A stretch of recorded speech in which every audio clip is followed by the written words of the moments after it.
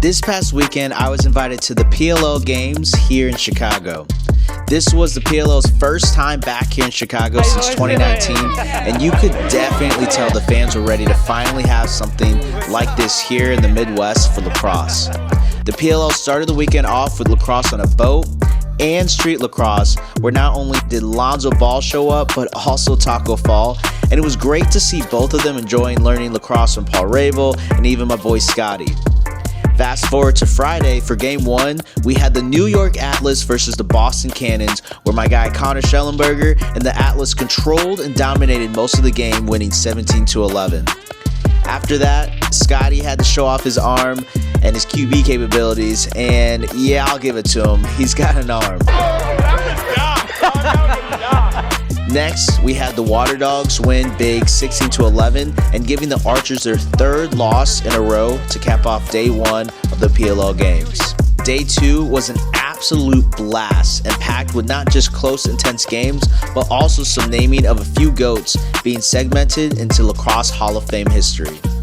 Much love to my guy Kyle Harrison and the man behind the vision of the PLL, Paul Rabel. You could tell how much it meant to these guys getting these jackets in front of the best crowd there is here in Chicago. Game one was capped off with a tough loss for the Redwoods, who had the lead the entire game up until the last few minutes as they let one slip away, losing 12-10 to the Chaos. But hey, I'm just glad I got to watch my dude Chris Cavanaugh and him score this crazy goal early in the first. But he's tough, man. He is tough. Isolated in space against Glacini and just gets underneath. Following the game, I had to hook up my boy Scotty with some New Balance shoes, which was great seeing his reaction. Dude, go, you're the man.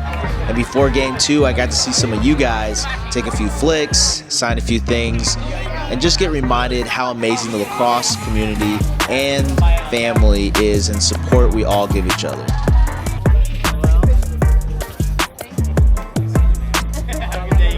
The final game of the day was the stacked Denver Outlaws versus the Maryland Whipsnakes. And what started out in the first quarter, a game that was all defense, quickly changed as the Outlaws found a rhythm and started to pour it on. Nothing was better though than seeing Pat Cavanaugh get a hat trick and helping the Denver Outlaws to a 13-6 win. Finally, Denver breaks through.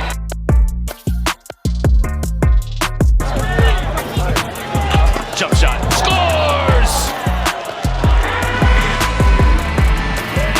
Well, we saw younger brother Chris earlier in the night with a shot similar, and he's like, oh, I can do that. I taught him how to do that shot. I gotta say, this weekend was unbelievable, and I think anyone that decided to go, whether fan, player, or staff, seemed to be excited for the future of lacrosse here in Chicago on the professional level. I don't know about you, Chicago, but I could definitely get used to this. Thanks again to the PLL staff, Kyle Harris and Paul Rabel for having me out, and can't wait until next time.